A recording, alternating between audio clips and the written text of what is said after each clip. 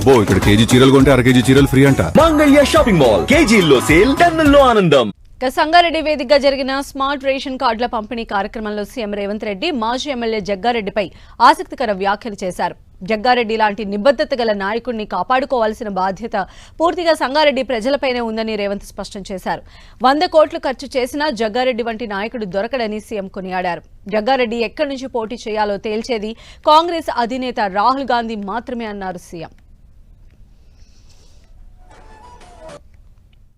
ఈయన అప్పుడప్పుడు నేను నిలబడను, నేను అది కాదు, నేను ఇది కాదు అని ఏదేదో మాట్లాడుతున్నాడు.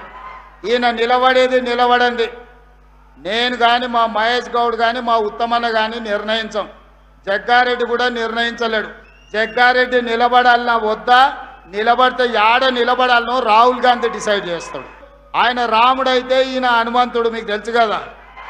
రాముడు ఆజ్ఞ హనుమంతుడు, గీత కూడా దాటాడు, చిన్న లైన్ కూడా దాటాడు. కాబట్టి మీరు అదృష్టవంతులు, ఒక రకంగా దురదృష్టవంతులు. జగ్గన్న గెలుచుంటే ఇవాళ ముఖ్యమైన పాత్రలో ప్రభుత్వంలో ఉండేటోడు. ఇంత మంచోడు.